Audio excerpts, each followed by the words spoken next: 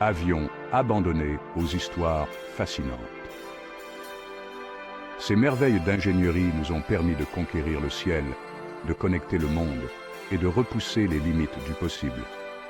Mais quel est le destin de ces géants de métal lorsqu'ils arrivent en fin de carrière? Certains sont précieusement conservés dans des musées, d'autres vendus pièce par pièce. Ce sont ces avions oubliés, ces vestiges d'une époque révolue, qui vont nous intéresser aujourd'hui. Alors, attachez vos ceintures, préparez-vous au décollage et embarquez avec nous pour un voyage à la découverte de ces avions abandonnés et des histoires qu'ils transportent. Chapitre 4. B-24, Liberator, le bombardier ensablé. L'île de Papouasie-Nouvelle-Guinée, un paradis tropical baigné par les eaux turquoises de l'océan Pacifique.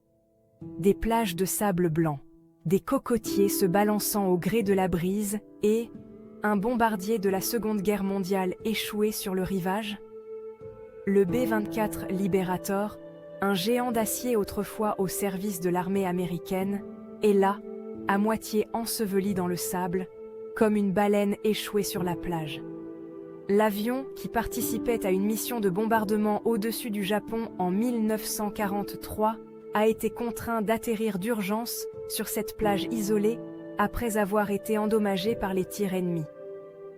L'équipage a survécu, mais le bombardier, lui, est resté prisonnier de ce rivage lointain.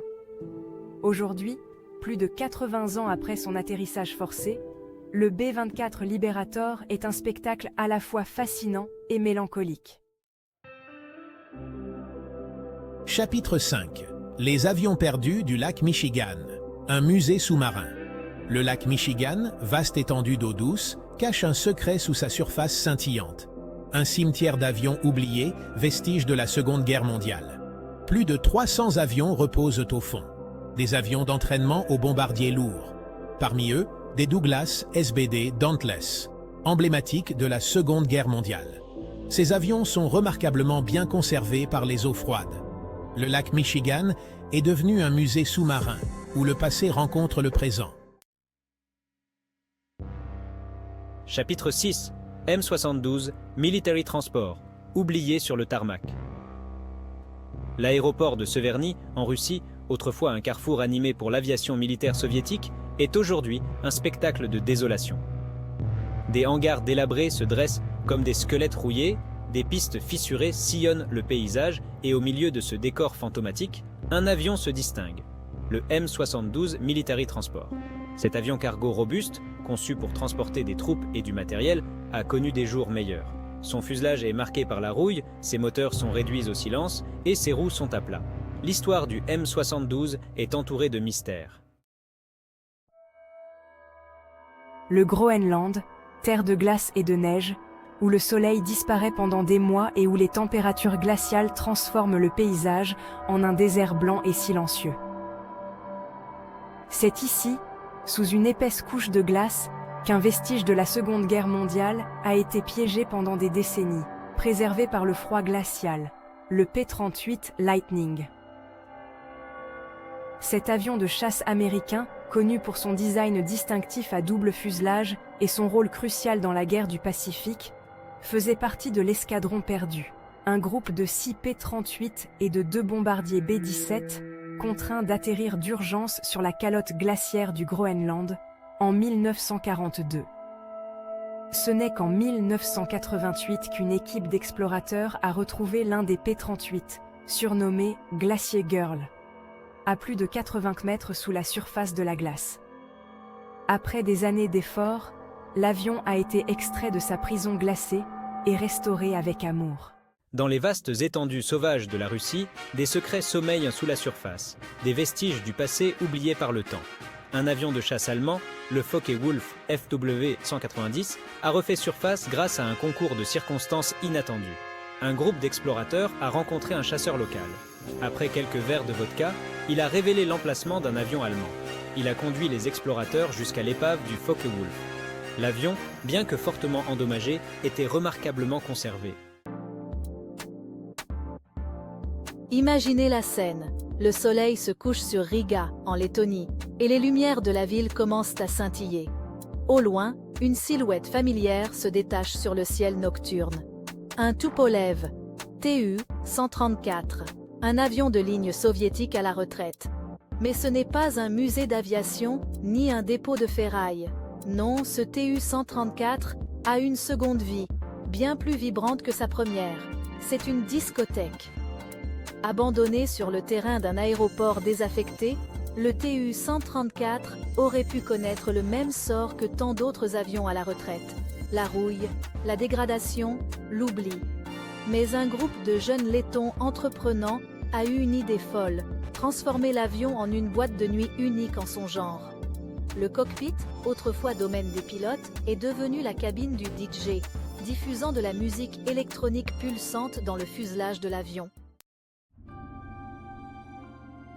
Imaginez une créature mythique, à mi-chemin entre l'avion et le bateau, surgissant des profondeurs de la mer Caspienne. Ce n'est pas un produit de votre imagination, mais une réalité tangible, bien que presque irréelle.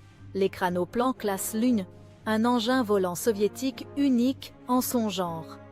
Conçu dans les années 60, au plus fort de la guerre froide, les cranoplans étaient un monstre technologique, capable de transporter des centaines de soldats et des missiles anti-navires à des vitesses incroyables, en rasant la surface de l'eau. Son secret ? L'effet de sol, un phénomène aérodynamique qui lui permettait de glisser sur un coussin d'air à quelques mètres au-dessus des vagues.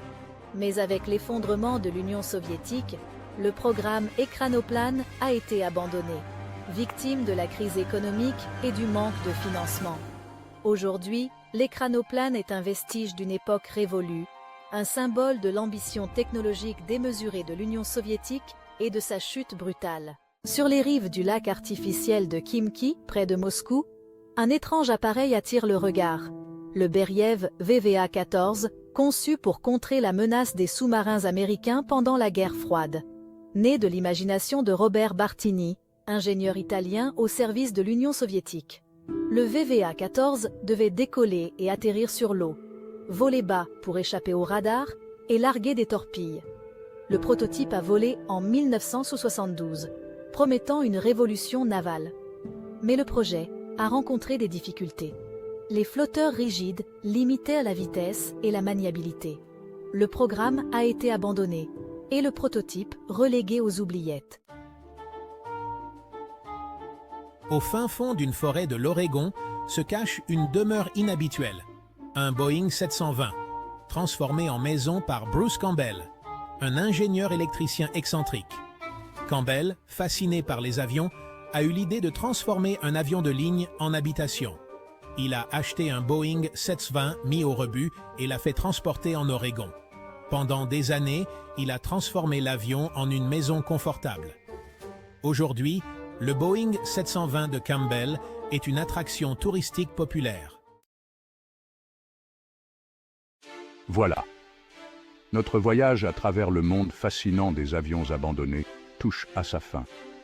Des carcasses rouillées aux épaves oubliées dans des jungles lointaines, nous avons exploré les histoires derrière ces géants de métal silencieux, témoins d'une époque révolue.